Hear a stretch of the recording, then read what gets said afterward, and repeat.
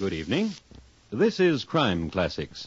I am Thomas Hyland, with another true story of crime. Listen. Going to a fire in 1826. A team of horses pulling the fire engine of the Norwich Union Boys firehouse. Arriving at a fire. The Norwich Union Boys doing what they best like to do, snuffing out fires in Manchester, England. There goes one of the Norwich Union Boys right into the thick of it, where smoke and flame is the densest, chopping things the way he was taught to do. The trouble is, he was a novice. He hadn't learned to discriminate.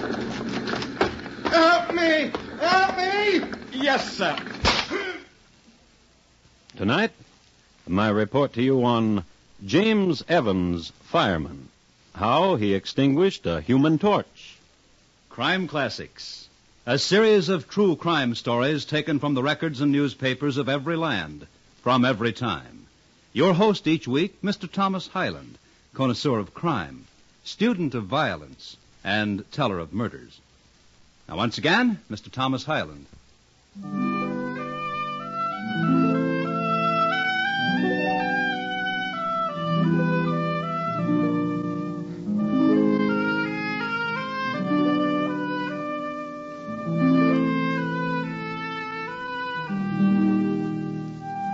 Civic-minded people called Manchester Cottonopolis, but those who could never forget the Peterloo Massacre called it the City of Orphans, among other epithets, some in Gaelic. This massacre, you'll remember, was simply a matter of shooting and riding down and thereby slaughtering some 1,000 citizens who gathered in a park to protest the Corn Laws. Mary Warden's mother and father had the distinction of being trampled to death by the same cavalryman. And on Mary Warden's 10th birthday, too. And what happened to Mary Warden is this. She was removed immediately to Mother Winnie Penn's Souls Harbor Orphanage, where she spent the next 6 years learning to be a drudge. Then, one day... That one there, Winnie Penn. Mary Warden? Aye, if that be her name. She'll scrub for you and cook and earn her keep. Of dexterity. Tell me that. With the needle, her fingers fly like a dooley-bird. Aye. How old is she? She'd pass for 20, couldn't she? But she's only... 16. What do you say, Mr. Price? Call her to the wire. Let me have a look at her. Mary. Mary Warden, come.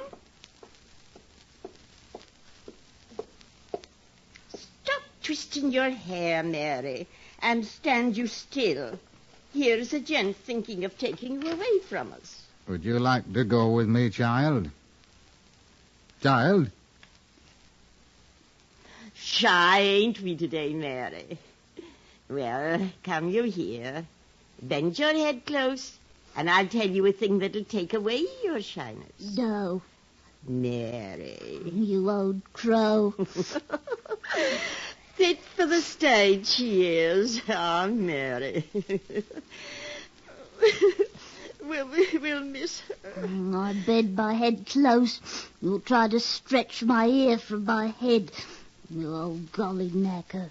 Them that don't appreciate the gentle and the loving kindness. Mister? I'm Mr. Price. Take me away from here. You want to go away with me? I must get out of here before she whips the skin fair off me. I ask you something, child. I must get out of here. With me? With me? Yes, sir.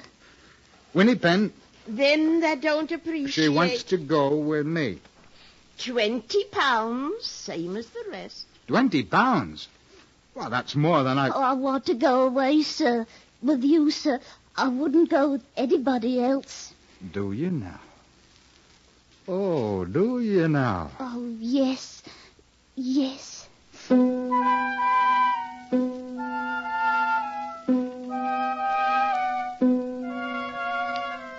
So it was that Mary Warden was indentured to Thomas Price. At the wage of £4 a year, Mary would be free to go her own way at the age of 21. That is, if Mr. Price did not fine her for not obeying him in whatever was his whim. And he was nothing if not whimsical. Now, while Mr. Price was situating Mary in the back room of his factory, seeing that she was comfortable in her new position and all, let's look in on the firehouse of the Norwich Union Boys. A young man, James Evans by name, has just passed all the tests in order to become a fireman. So here are your buttons. Taddy, Chief. And here your badge. Taddy, sir. And you must keep them polished all the time. Yes, sir. And notice the raised figures on button and badge. Crouched panther for always alert, the rose for courtesy, the coiled serpent for neatness. Yes, sir. And you're one of us, a Norwich Union Boy. Chief. Yes, Evans? Thank you for everything. Oh, of course. And I want to tell you this, that it is an honour to serve under the greatest netman in the business. Have your buttons sewn on, Evans. Come back and we'll have a game. Oh, yes, sir.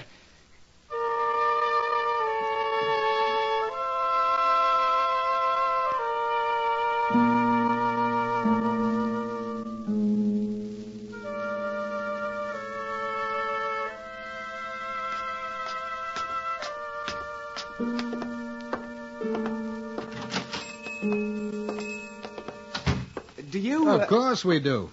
Buttons? Anything in the line of clothes and buttons and fabrics. I want these sewn on. Oh, then it's a fireman you are, eh? A Norwich Union boy. Ah. Mary. This one's a Norwich Union boy and he needs his buttons sewed too. You just go through that gate, sir, and Mary'll sew 'em in an inch. And 12 buttons is a farthing, young sir. Daddy-o. I'll be packing the fustian, Mary. Hey to me when you're done.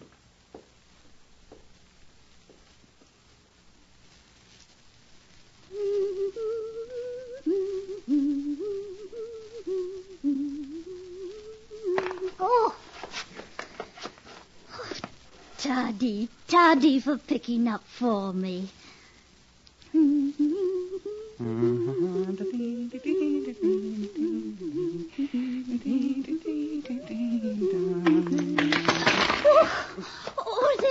They're all over the floor. I'll get them. Oh, let me. Me? Fumbly fingers, they tremble. Give them to me. Oh, God. Give them to me.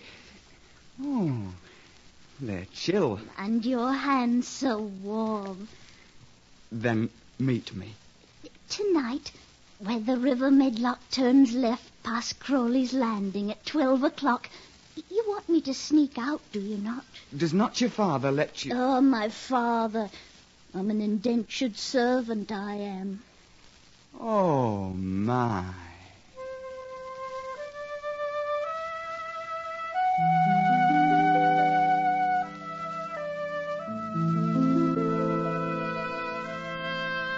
And James Evans, sensitive boy, was lost forever.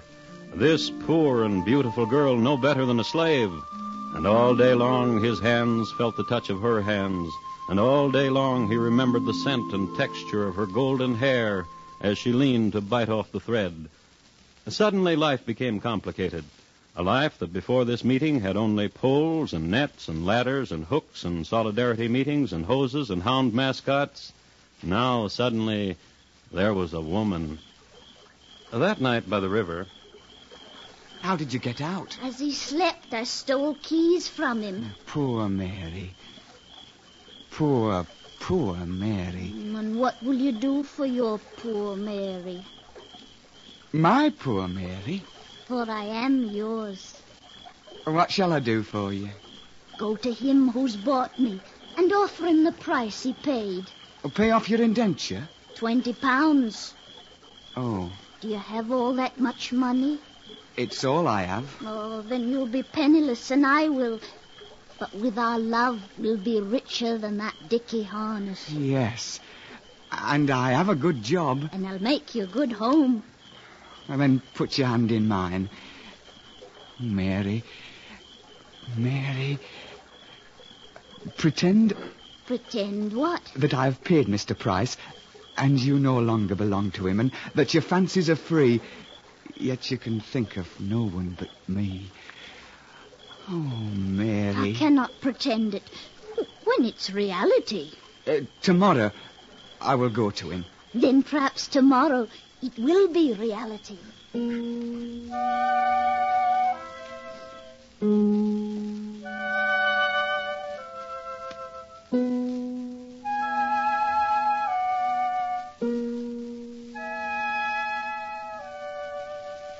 No. But, No. Mr. Price. What's the matter with you, fireman? You can't take no for an answer. But why? She's a good girl, and she sews like a cherub, and she scrubs like an angel. And besides, I have a contract with Mother Winnie Penn, and I have no intention... £21. Not 100. But she's not meant to be indentured, not such as she, as lowly as she, a darling. Why laughter? At such a time, why laughter? You love her. You love her. Truly and without doubt. Tell me, sir. What? A love of the poets, sweet and soaring, or a pitying love like Sir Mumford and Fanny? Or is it... I love her, and I wish to purchase her out of bondage. Then let me tell you, sir, it'll never be. For myself, I have plans.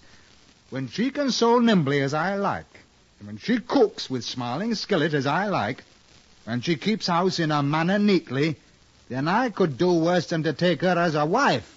And what do you say to that, young fireman? A pox to you.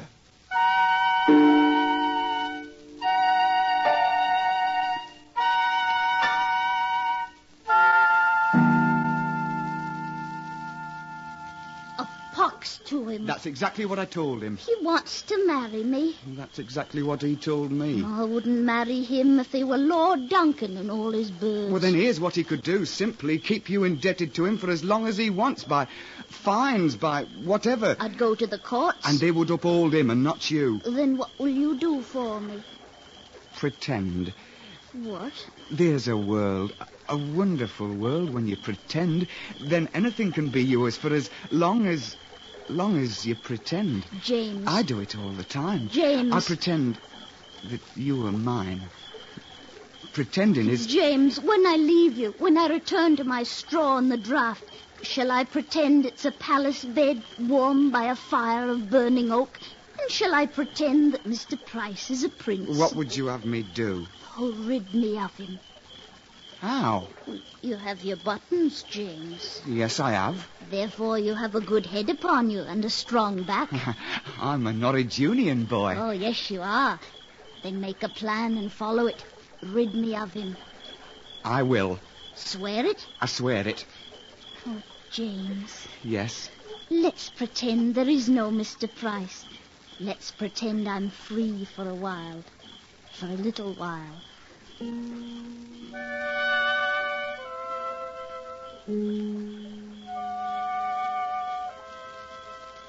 And there, where the river Medlock turned left past Crowley's Landing, the cricket sang, and the lovers spoke of love, Go. and made promises, A way to rid him is already forming in my brain. which is the way the evening went.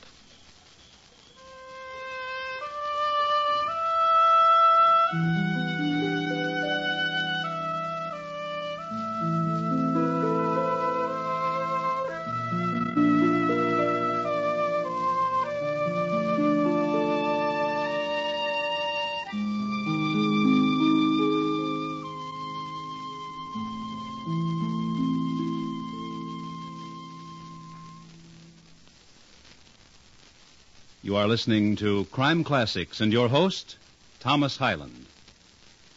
Teenage existence is often fraught with emotional pitfalls. What could be more intense, for example, than a bitter-end disagreement about which teenage girl should lend what to whom? Tomorrow night, on most of these same stations, follow these latest doings on Junior Miss, starring Barbara Whiting as Judy Graves. It's Junior Miss, the same fine and flighty young lady that Sally Benson created in her own CBS radio series. Remember, Judy and the terrible wardrobe tension, tomorrow night. And now once again, Thomas Hyland and the second act of Crime Classics, and his report to you on James Evans, fireman, how he extinguished a human torch.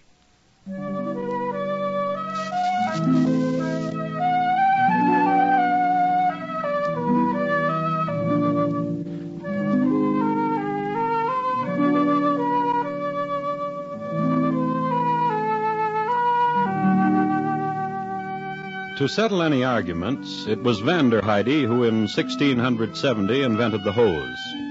A year later, he stumbled upon the principle of the suction pipe, and, putting the two together, it enabled the fire engine to be some distance away from both the fire and the source of water.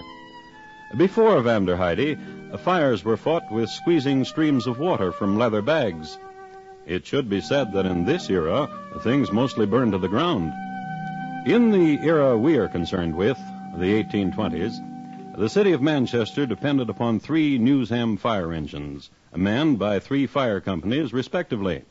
And the company that was wanted most was the Norwich Union Boys.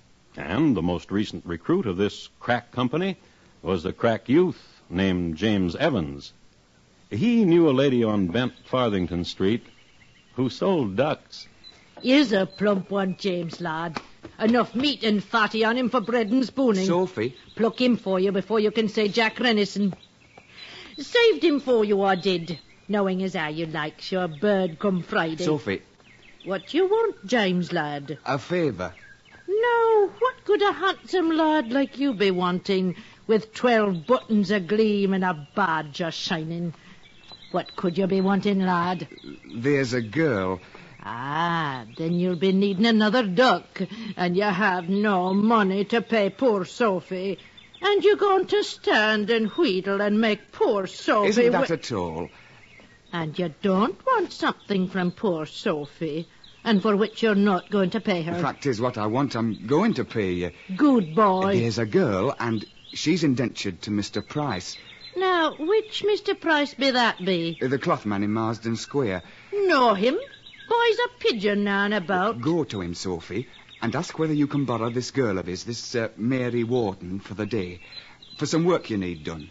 What kind of work will that be? Well, cleaning, sorting the feathers for ticking and pillows, and I'll give you the money to pay him. Ah. Will you do it? Well... Go to him, hire her for today, and keep her at your house tonight, and deliver her back tomorrow. And money to keep me mouth shut for whatever's going to happen. £10 for all of it. You're a one, ain't you, James? Will you do it? Of course, dear lad, of course.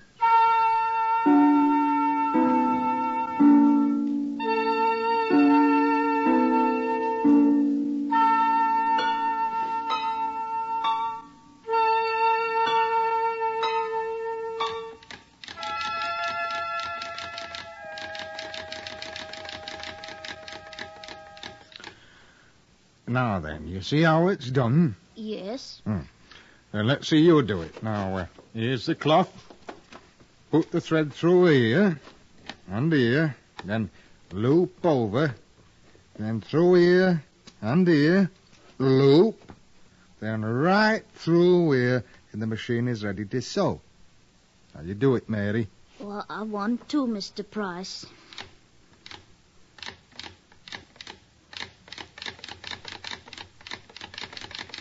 Yeah, good. You've done it, girl. You know how to make a single-thread chain on a sewing machine. Oh, I'm glad. I'm Mary. Yes, Mr. Price. Your fingers will not be stuck with holes anymore. The reason I bought this machine. You're concerned for my fingers, Mr. Price? Aye, for your fingers, and your hands, and your hair. Oh, what are you trying to say to me, Mr. Price? You're comely.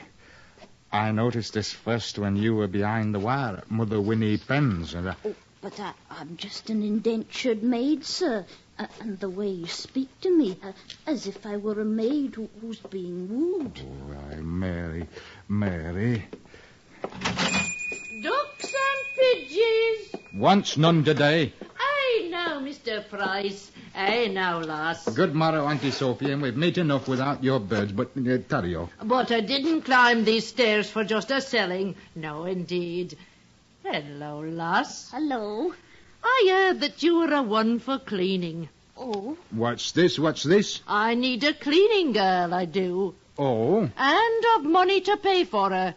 £1 till tomorrow morning. Oh. Well, a pound's a pound, and in the pockets it's sound, I always thinks. What do you say, girl? What do you say, Mary? Whatever you want. Ah. And tomorrow, when you come back, we can take up the conversation we were having. Yes. Here's the pound then, Mr. Price. There. Have a good cleaning for Auntie Sophie, girl. Oh, I will indeed. Come along, lass.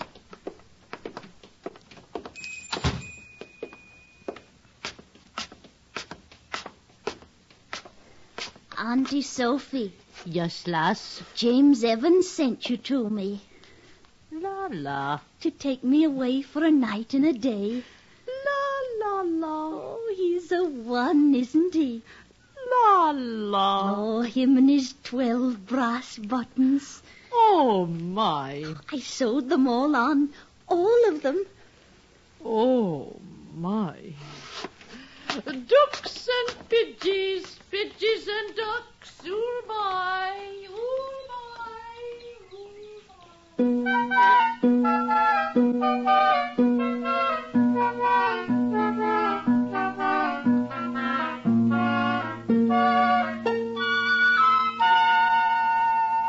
That night, that very night, Fire! Fire! fire in the cloth factory of Mr. Price. How it started, no one knew, but the hue and cry went up. Fire! Fire!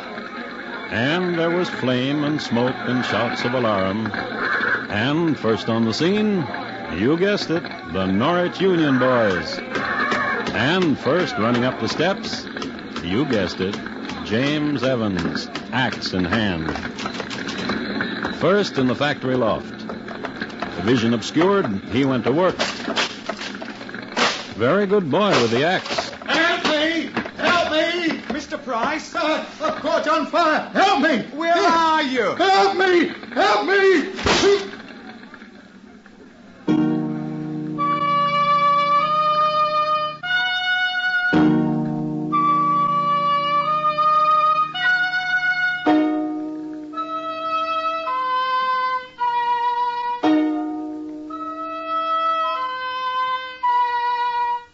They saved most of the factory, the Norwich Union Boys did. The fustian vats, the sewing machine, and the main bales. The one thing they didn't save, which lowered their score considerably, was Mr. Price. He was found in some ashes with an axe wound in his head. Then suddenly everyone turned on the Norwich Union Boys. Careless with the axe, they were called. Wanton, and worse, murderers. So an investigation was held, and it was soon determined that James Evans was the fireman chopping closest to where the body was found. And then what happened? Well, Chief, it was smoky, and the flames were fairly licking at me buttons, and... Rossiter says he heard someone cry out, as if to say, help me, help me. Well, there was such clamour and excitement, Chief Mumsley. Rossiter said he thought he saw, through the smoke, of course, a human torch. Possibly. Then you admit it. It is possible that there was an outcry, and it is possible that there was a human torch. Yes, sir. And you also must admit it, that you were close by wielding the axe. Yes, sir. Therefore, it is possible that you delivered the axe blow, which found its mark in Mr. Price's head. Yes, sir.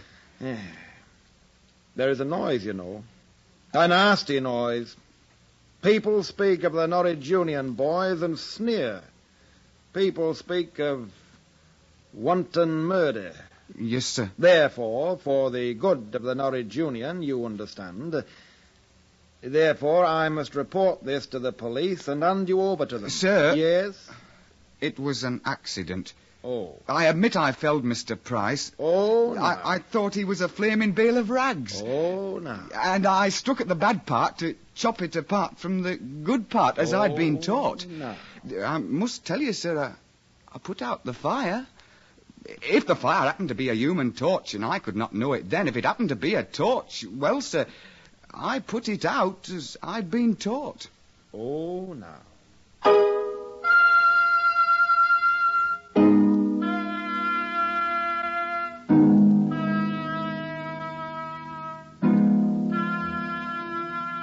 And 2 weeks later in court, that was the boy's defense. And while he said it... I was putting out a fire. And while he said it, he looked so handsome standing there and so brave.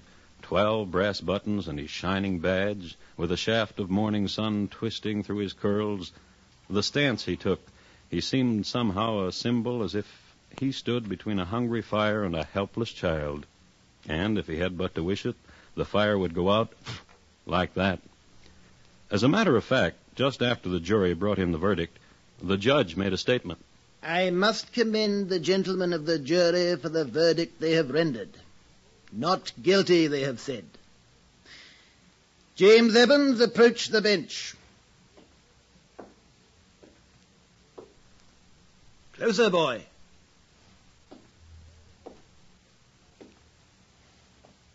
Boy, fireman, I imagine often what it is to face the flames. Sometimes, I must tell you this, when I hear the clangor of the fire engine, I hasten to where the conflagration is, and I stand and watch the consuming as the tongues of flame leap up. Leap up! What a brave man you must be to walk into those infernos. I know you must be brave, for I only stand and watch and I shiver. And how it must be to be like you are, a hero of the flame, master of it, slayer of it. You are a hero, boy, and that you, overzealous, have made a mistake and put axe to a human being should not be held against you.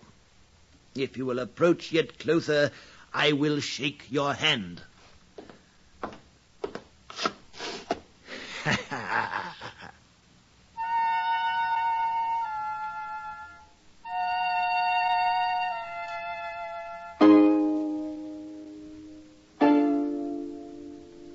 And later, the judge, Judge Wilcox was his name, married the two lovers, James Evans and Mary Warden, and became a great friend of the family. The three of them would sit there in front of the fireplace and just stare at the flames for hours.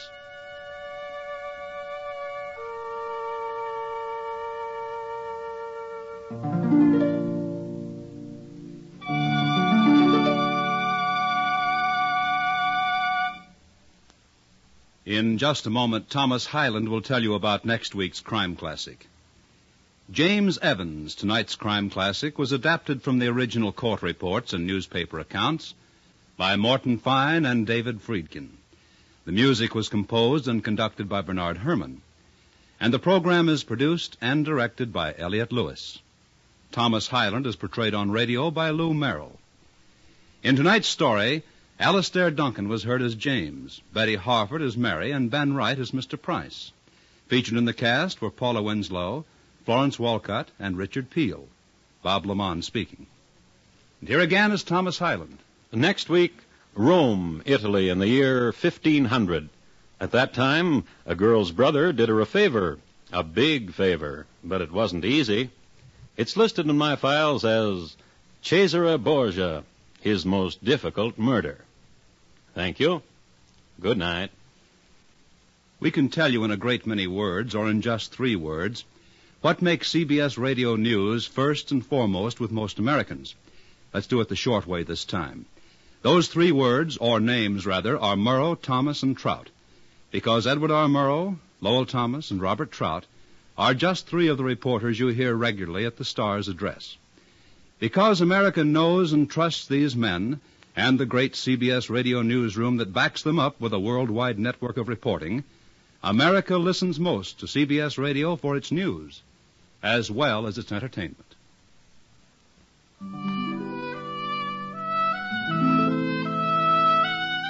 America listens most to the CBS Radio Network.